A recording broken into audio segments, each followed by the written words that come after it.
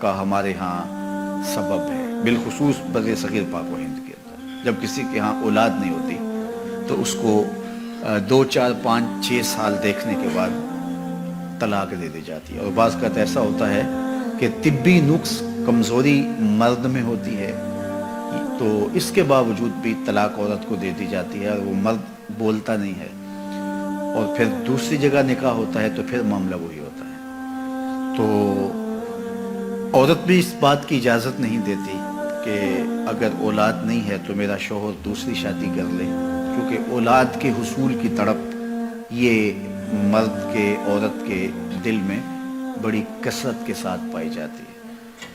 لیکن اگر یہ سمجھیں کہ اللہ کی مرضی ہوگی تو ہمیں نصیب ہوگی، نہیں مرضی تو کوئی بات نہیں ہے۔ اچھا، ایسا بھی ہوتا ہے کہ اولاد تو ہوئی ہے لیکن اولاد مادینہ ہوئی ہے، اولاد نارینہ نہیں ہوئی، تو اولاد نارینہ نہ ہونے کی وجہ سے بھی طلاق ہو جاتی ہے۔ بعض لوگ تو اتنے گرے ہوئے ہوتے ہیں کہ بیٹی کے پیدا ہونے پہ منہ بسور لیتے ہیں، چلو پہلی بیٹی پہ کچھ گوارا کر لیا، اور اگر دوسری بیٹی پیدا ہوئی ہے تو پھر ان کے تیور ہی بدل جاتے ہیں۔ اور مجھے بتاؤ کہ عورت کے لیے یہ کتنی دردناک بات ہوتی ہے کہ ولادت کے لمحے زچہ بچہ دونوں کے لیے موت و حیات کے لمحے ہوتے ہیں، اور اس کے بعد عورت جو ہے وہ محبت کی طلبگار ہوتی ہے، وہ محبت اس کے احساس تکلیف کو مٹا دیتی ہے، اور مزید رویوں کی تلخی اب کس قدر اس کو توڑتی ہے اور وہ کس طرح جو ہے وہ ٹوٹ پھوٹ کا شکار ہو جاتی ہے۔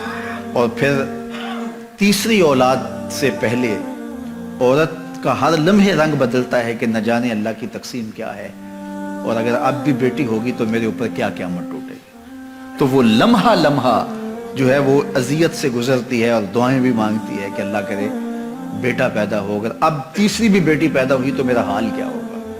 اور اگر اس کے کانوں تک یہ خبر پہنچتی ہے کہ بیٹی ہوئی ہے تو پھر تو وہ کسی سے آنکھیں نہیں ملا سکتی، اور پھر جو دوسری بیٹے پر اتنا تلخ رویہ رکھے ہوئے تھے اب ان کا رویہ کتنا تلخ ہوگا اور کتنا کڑوا ہوگا، اور کن نفرتوں کا اس خاتون کو جو ہے وہ شکار ہونا پڑے گا۔ یہ اللہ کی مرضی ہے، جسے چاہے بیٹا دے، یہ اللہ کی مرضی ہے جسے چاہے بیٹی دے۔ عورت کے ساتھ جو نفرت کا اظہار کیا جا رہا ہے اصل یہ اپنے رب سے مقابلہ ہے۔ کسی کے ہاں اگر بیٹی پیدا ہوئی تو اس عورت کا قصور کیا ہے؟ ایک ذرے کے برابر بھی اس کا کوئی قصور نہیں ہے،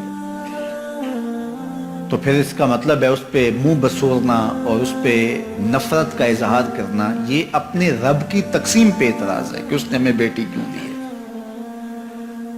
تو اللہ بیٹی عطا کرے پھر بھی راضی ہو جاؤ، اللہ بیٹا عطا کرے پھر بھی راضی ہو جاؤ۔ بیٹی رحمت ہے اور بیٹا اللہ کی نعمت ہے، وہ نعمت نصیب کرے پھر بھی خوش رہو، اس کی رحمت برسے تو پھر بھی خوش رہو۔ اگر بیٹی بری ہوتی اللہ اپنے محبوب کو 4 بیٹیاں عطا نہ کرتا۔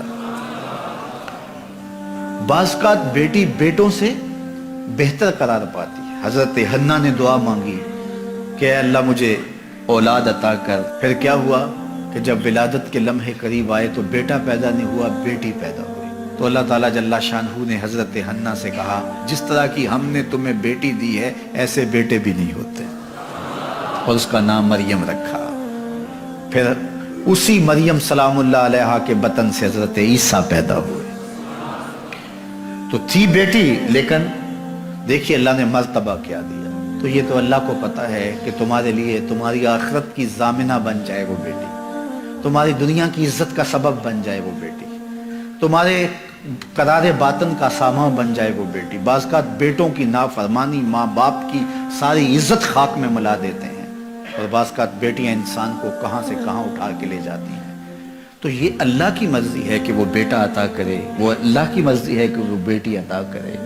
بیٹے کی آرزو ہر شخص کے سینے میں موجود ہے، لہٰذا اللہ سے دعا کرے کہ اللہ مجھے جو ہے وہ ذریت صالحہ عطا کر، مجھے بیٹا عطا کر دے۔ نصیب ہو اچھی بات ہے، اور اگر اللہ کو منظور نہیں تو اللہ کو پتا ہے کہ کیا دینا ہے اسے۔ ہم نے تو اپنی معلومات، اپنی چاہت، اپنے جذبے اور اپنی خواہش کے مطابق مانگا، اور ہمیں کیا عطا کرنا ہے یہ اللہ جانتا ہے۔ تو اس نے بیٹی عطا کی یا اس نے بیٹا عطا کیا یہ اس کی مرضی ہے، لیکن بیٹیوں کے مسلسل ہونے کی وجہ سے बहू को निशाना बनाना और उसकी तदहीक करना, उसकी तजलील करना और उसको ताने देना, ये इंतहाई घटिया लोगों का काम होता है।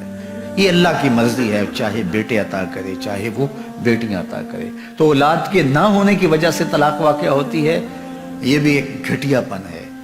और दूसरी बात कि बेटियां होने की वजह से तलाक वाक़या होती है, तो अगर कोई इस वजह से तलाक देता है